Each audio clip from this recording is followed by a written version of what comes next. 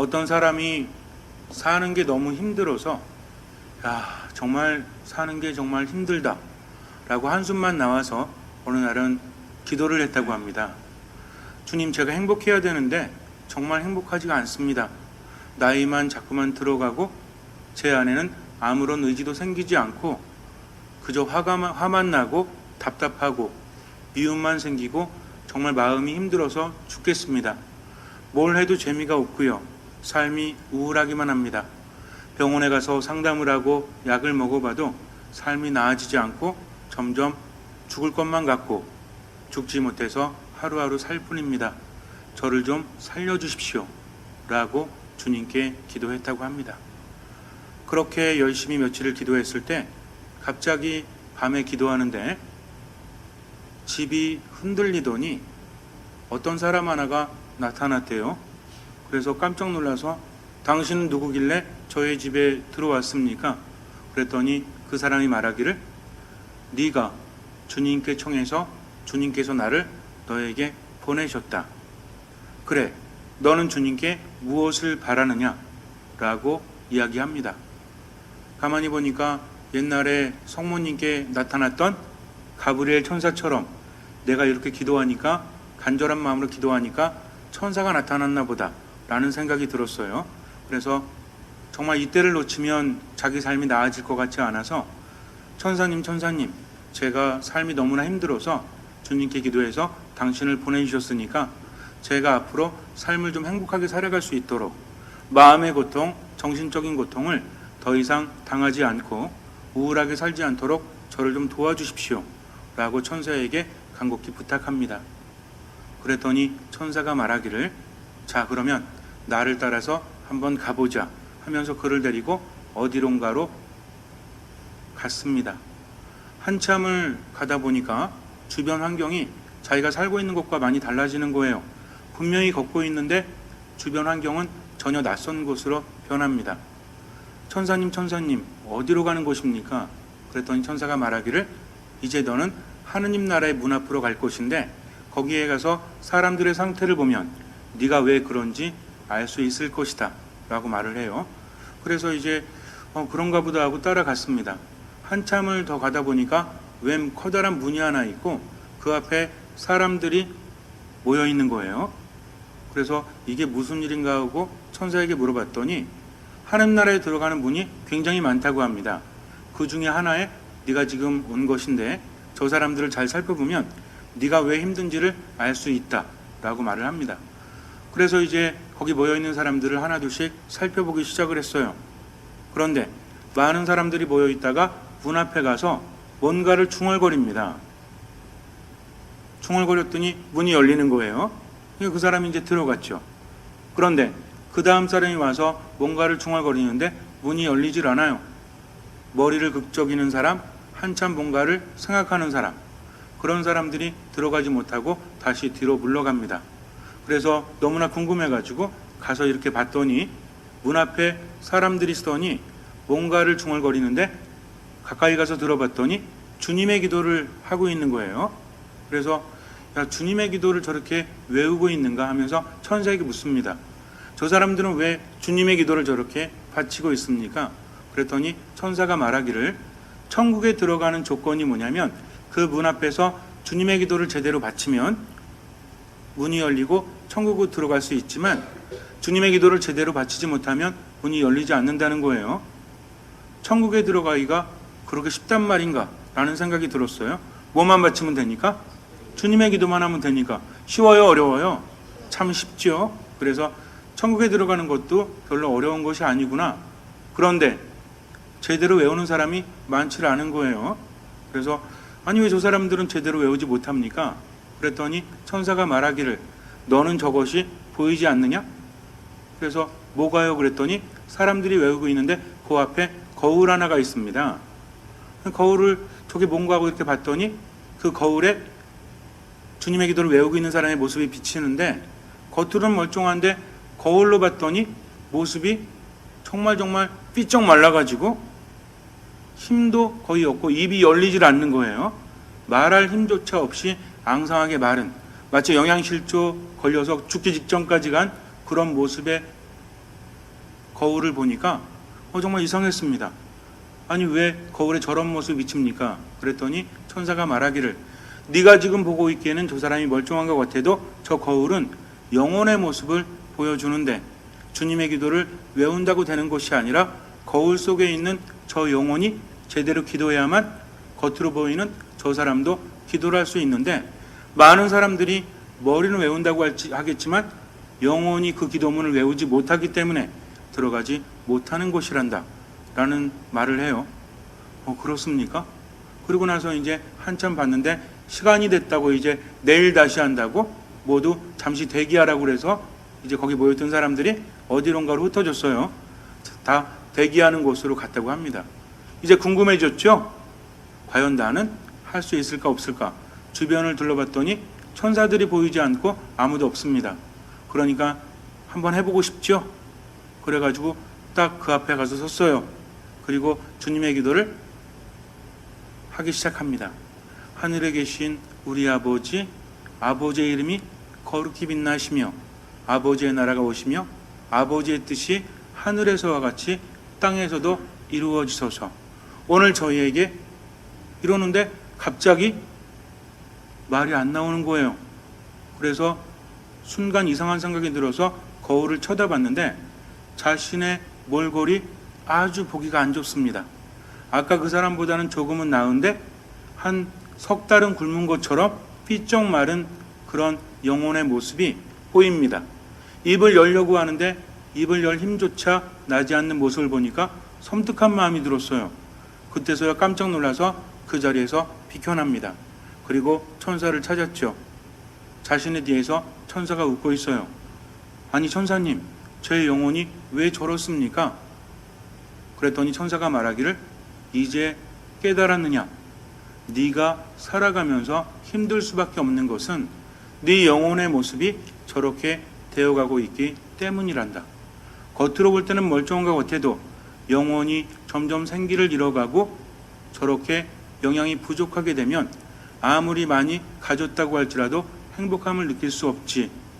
인간은 하느님의 모습대로 창조되었기 때문에 하느님 안에 있을 때만 평화를 누릴 수 있고 행복을 누릴 수 있는데 마치 그것은 건전지와 같아서 하느님께서 만드셨을 때 충전해 놓으신 것을 사람들이 점점 잃어버리기 때문이지. 그럴 때는 다시 하느님 안에서 충전을 받아야 되는데 사람들은 눈에 보이는 것만 쫓아가니까 영혼의 건전지가 저렇게 점점 가는 것처럼 영혼이 아무것도 섭취하지 못해서 그렇게 시들어간단다. 그 징후가 뭐냐면 점점 행복감이 사라지는 거지, 우울감이 지배하는 거지, 기쁨을 느끼지 못한단다. 희망과 평화가 사라지기 때문이요. 그것은 하느님 안에 머물지 못하기 때문이지 라고 말을 합니다. 그렇다면 제 영혼도 저렇게 생기를 잃어가기 때문에 제가 그렇게 삶이 힘든 것이었습니까? 그렇지, 이제 깨달았느냐? 아니 그러면 제가 어떻게 해야 제 영혼이 생기를 얻을 수 있습니까? 그랬더니 천사가 말하기를 한 가지 방법이 있는데 이미 네가 그것을 해보지 않았느냐? 제가 언제 해봤습니까? 방금 전에 네가 했던 것처럼 주님의 기도만 제대로 바쳐도 영혼이 생기를 얻을 수가 있단다 라고 말을 해요.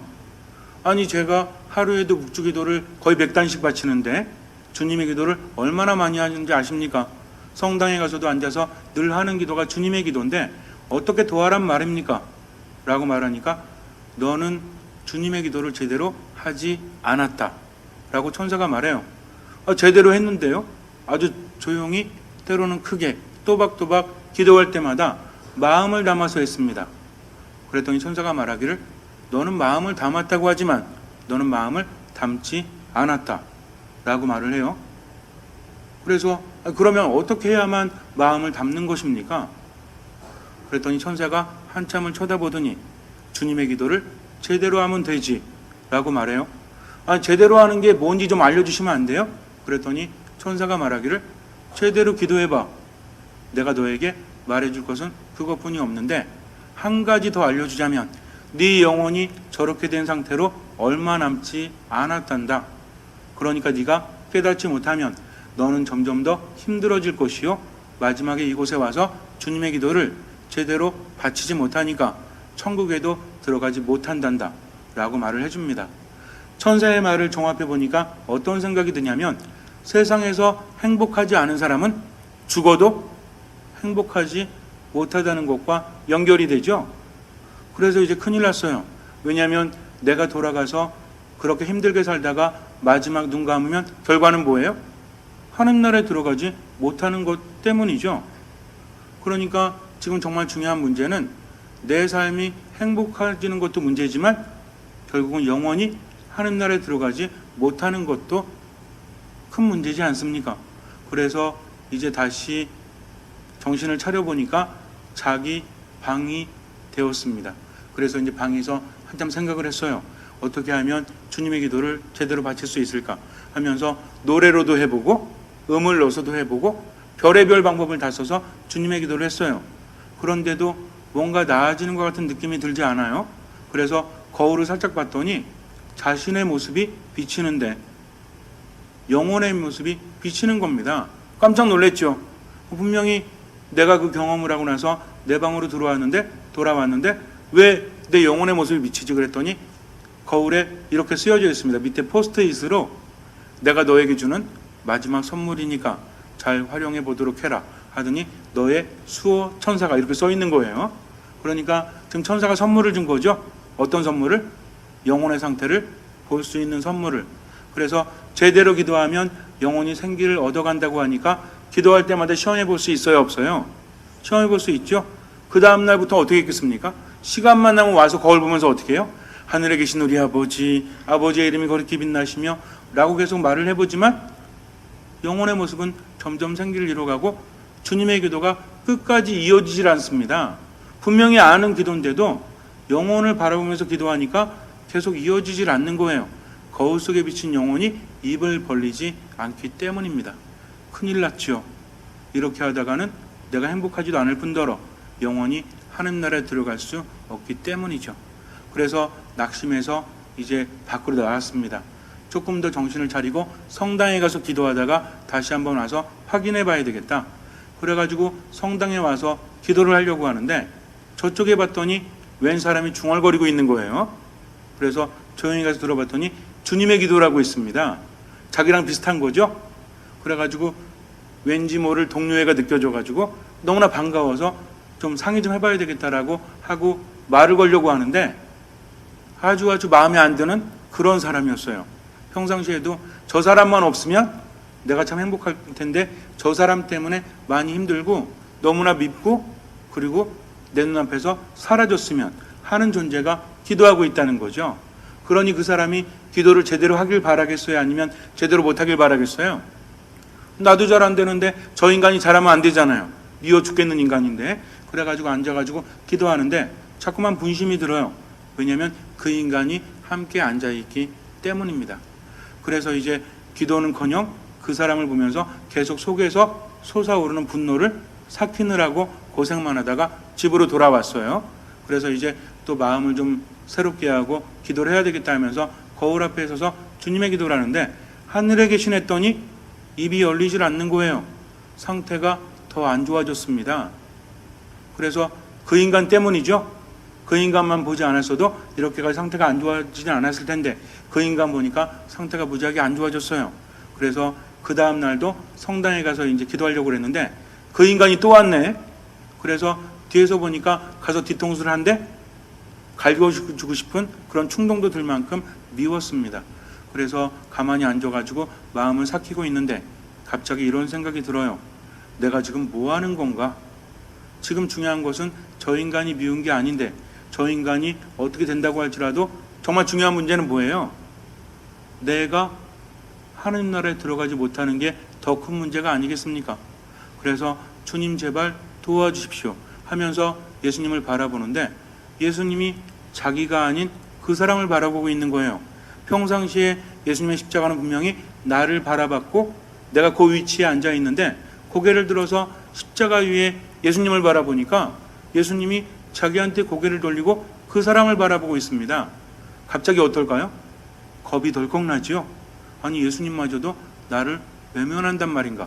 그랬더니 그 사람 바라보고 있으니까 어떤 생각이 들어요? 나보다 그 사람이 좀 나아요? 아니면 낫지 않아요? 좀 낫다는 생각이 들죠. 그래서 예수님 바라보고 있으니까 가서 힌트 좀 얻어볼까? 라는 생각이 들었어요. 그래서 이제 기도가 끝나길 기다렸다가 그 사람이 일어났을 때 가서 이렇게 말합니다. 저기 그랬더니 그 사람이 갑자기 굉장히 반가운 모습으로 달려오더니 손을 딱 잡아요. 그리고 이렇게 말합니다. 내가 그동안 당신한테 너무나 많은 죄를 줘가지고 내가 기도하면서 정말 이 죄를 어떻게 씻을 수 있을까 그랬더니 눈앞에 당신이 나타났으니까 저를 좀 용서해달라고 이렇게 말합니다. 분명히 나는 어떻게 하면 기도를 잘할 수 있는지 예수님이 바라보는지 그거 물어보려고 했죠. 그랬더니 뭐라 그래? 나한테 용서해달래요. 그러니까 용서해 줄 수 있죠? 내가 용서해 줄 테니까 나도 물어보고 싶은 게 있다고 하면서 그 사람에게 나는 당신을 용서합니다라고 말해요. 그랬더니 그 사람이 너무나 좋아하면서 성당 밖으로 뛰어나갑니다. 알려주지도 않고 뛰어나간 거죠. 저런 사람이 있어요. 그래도 성당에서 용서했으니 마음을 풀어야 되겠죠 하는 생각으로 다시 집으로 돌아갑니다. 그래도 희망이 생겼죠. 왜? 저 사람에게 물어볼 수 있다라는 희망은 생겼어요. 그래서 집에 가서 다시 한번 해보려고 하늘에 계시나면서 하는데 잘 됩니다. 어느 정도까지 잘 되는 거예요. 거울을 딱 봤더니 영혼의 모습이 조금 나아진 거예요. 이게 도대체 어떻게 된 일이지? 하면서 궁금해하다가 그 다음날이 돼서 성당에 가봤더니 그 사람은 보이지 않아요. 그리고 성당문을 나서는데 또 한 사람이 오더니 자기한테 이러는 거예요. 제가 당신에게 잘못한 것이 있다면 저를 좀 용서해 주십시오. 근데 아무리 얼굴을 봐도 기억이 나질 않아. 아니 도대체 당신이 나에게 무슨 죄를 줬습니까? 그랬더니 지금부터 30년 전에 제가 당신 차를 빵꾸 낸 적이 있다고. 그런데 제발 그것을 용서해 달라고. 근데 이 사람한테 지금 30년 전에 빵꾸 낸 게 문제가 돼요, 안 돼요? 별 문제 되지 않잖아요. 용서해 줄 테니까 가라고. 그리고 이제 어제 그 사람을 계속 찾아봤습니다. 눈에 보이질 않아요. 다시 집으로 돌아와서 할 수 없이 내일 물어봐야 되겠다라고 마음먹으면서 또 기도를 했습니다. 그랬더니 기도가 어제보다 또 잘 되는 거예요. 그래서 거울을 봤더니 내 모습이 점점 좋아집니다. 아니 이게 도대체 어떻게 된 일인가? 내가 한 거라고는 별로 없는데 왜 이렇게 기도가 잘 되지? 그래서 그날 밤은 잠이 오질 않았어요.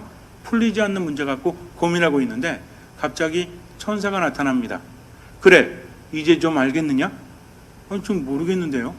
기도가 때로는 잘 되고 때로는 안 되는데 이것도 컨디션에 따라서 다릅니까? 그랬더니 천사가 말하기를 아니지, 다시 한번 생각해 보려무나. 너는 입으로만 그동안 기도했지만 어제 너는 정말 그 기도를 하지 않았느냐?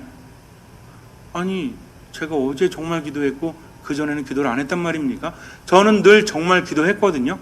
천사가 말합니다. 아니지, 너는 실천이 없는 기도만 했지만 어제는 참된 실천을 했으니 그 기도야말로 하느님께 전해지지 않겠느냐?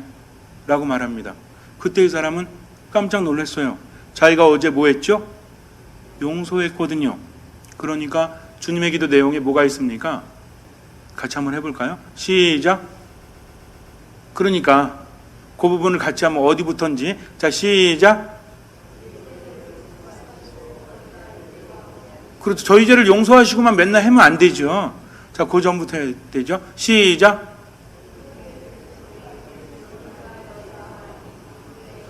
아니 이러면 나중에 그 천국문 갔을 때 어디 제대로 외우겠습니까? 다시 한번 시작. 이래서 못 들어가요. 다시 한번 시작. 그렇죠. 저희에게 잘못한 일을 저희가 용서하오니 저희 죄를 용서하시고. 바로 이것을 말로만 했지 그동안은 실천하지 않았기 때문에 내 기도가 하나도 하느님께 전해지지 않았고 그 결과로 영혼은 점점 생기를 잃어갔죠. 그러다 보니까 어찌 기쁘겠습니까? 어찌 행복하겠습니까? 몸에도 문제가 별로 없고요. 정신적으로도 문제가 별로 없는 것 같은데, 부족한 것이 별로 없는 것 같은데도 행복하지 않고 기쁘지 않고 우울했다는 것은 뭐가 시들어갔기 때문에, 영혼이 그렇게 시들어갔기 때문입니다.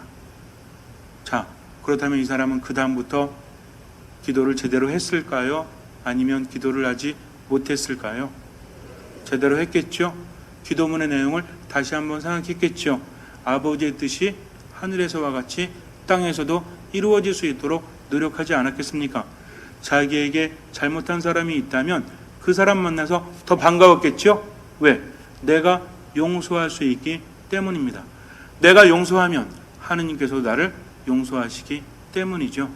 그동안 살아오면서 얼마나 많은 죄를 졌는지, 앞으로도 얼마나 많은 죄를 지을 것인지 알지 못하지만 그래도 자비로우신 하느님께서 나를 용서하실 것을 이제는 확신하기 때문에 나 또한 그분이 자비로우신 것처럼 받은 게 너무나 많으니까 다른 이들에게 아무리 주어도 그분께서 나에게 주신 것에 비하면 아무것도 아니라는 것을 아는 순간부터 이 사람은 행복을 느끼기 시작합니다. 삶이 얼마나 신나졌는지 몰라요. 아침에 눈을 떠서 활기 있게 하루를 살아갑니다. 왜냐하면 하느님의 힘을 느끼기 때문이죠. 우리들 마음속에 하느님께서 계시기 위해서는 어두운 부분이 있어서는 안 된다 했습니다. 물론 빛이신 하느님께서는 우리 마음속에 오셔서 그 어둠을 없애주시지만 중요한 건 뭐예요? 문을 여는 것은 우리 자신이라는 거죠. 아무리 빛이 강하다고 할지라도 창문을 열지 않으면, 커튼을 쳐놓으면 빛은 제대로 들어오지 못하죠. 근데 보통 커튼도 아니고 암막 커튼 같은 거 쳐놓으면 빛은 전혀 들어오지 못합니다. 마치 극장처럼 이 문을 열 수 있는 것은 누굽니까? 내 자신이라는 거죠. 그러면 이 문은 어떻게 열려요? 그냥 내 힘이 아니라 제대로 기도해야만 문이 열리는데, 제대로 된 기도는 뭡니까? 입으로만 중얼거리는 것이 아니라 참된 기도, 실천이 따르는 기도를 하지 않으면 문을 열 수 없다는 겁니다.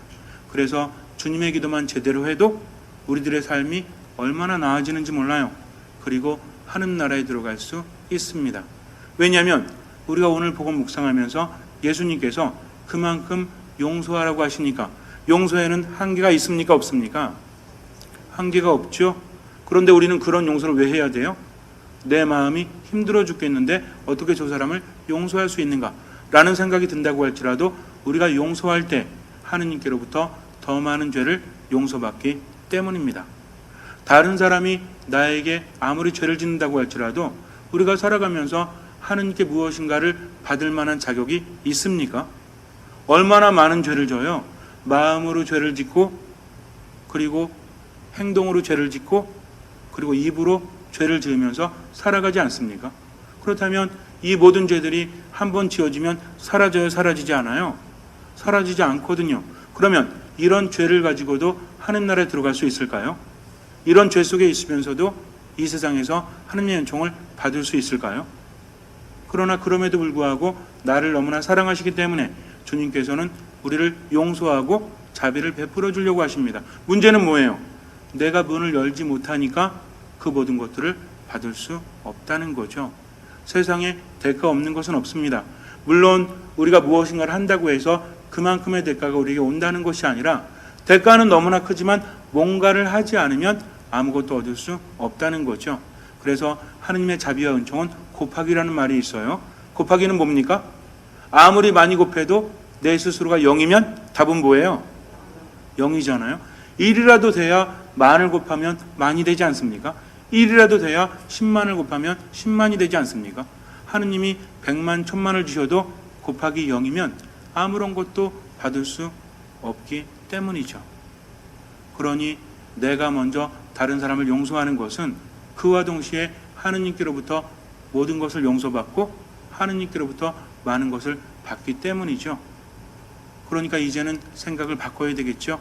내가 다른 사람을 용서하고 다른 사람에게 베풀어주고 다른 사람을 위해서 배려하는 것은 그만큼 하느님께 받을 것에 대한 확신이 있기 때문이 아니겠습니까? 얼마나 불안해요. 세상을 살아가면서 정말 버려질 것 같고 또 하느님께 벌 받을 것 같고 이런 불안감이 있지만, 그러나 우리는 알고 있죠. 내가 다른 사람 단죄하지 않고 다른 사람에게 자비를 베풀고 용서하는 한은 하느님도 나의 죄를 묻지 않으신다는 것을. 그래서 예수님께서 뭐라고 하십니까? 너희가 저마다 자기 형제를 마음으로부터 용서하지 않으면 하늘의 내 아버지께서도 너희에게 그와 같이 하실 것이다. 무서운 말씀이죠. 그런데 이것을 바꿔서 말하면 무서운 말씀이 아니라 반가운 말씀이 돼요. 왜?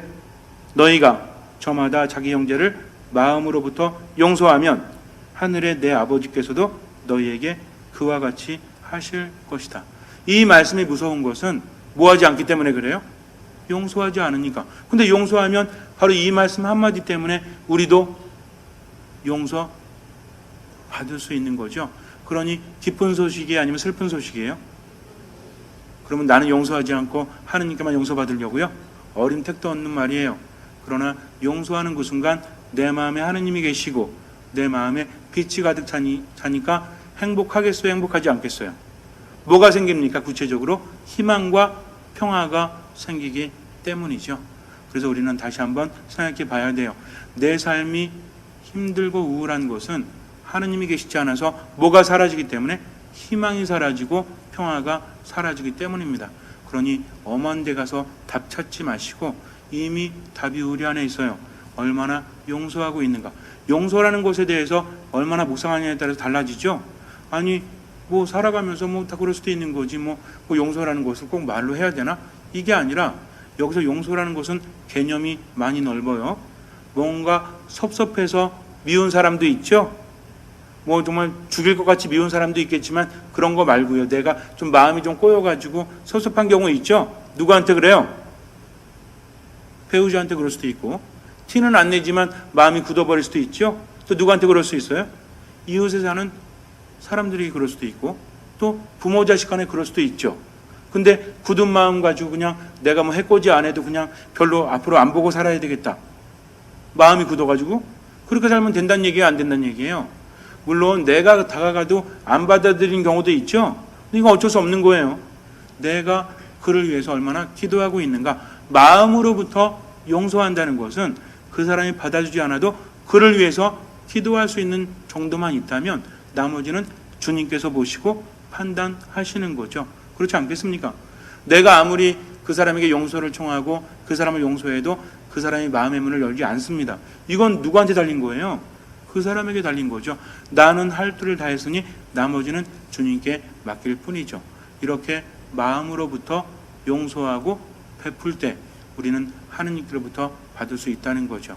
여러분들 그래서 오늘 미사할 때도 그렇고 미사 끝날 때도 용서가 무엇인가?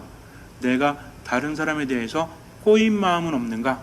그렇다면 이걸 풀기 위해서 진정으로 주님의 기도를 바칠 수 있는가? 한번 생각해 보시고요. 정말 정성을 다해서 주님의 기도를 한번 바쳐보세요. 그러면 내 삶은 변하기 시작합니다. 잠시 눈을 감으세요. 아버지께서 자비로우신 것처럼 우리도 자비로운 사람이 되어야 합니다. 용서할 수 없다면 용서할 수 있도록 기도를 청하십시오. 기도할 때 기적이 일어나죠. 하느님 안에서 온전히 머물면 하느님께서는 나에게 전혀 생각지 못했던 것들을 보여주시고 체험을 주십니다. 그리고 우리는 용서할 수 있게 되죠. 그럴 때 하느님 안에서 평화와 희망이 생기고 우리 삶의 우울감은 사라집니다. 온전히 신뢰하면서 그분 안에 머무십시오. 주님께서는 그 믿음을 보시고 우리 삶에 놀라운 기적을 일으켜 주실 것입니다. 아멘.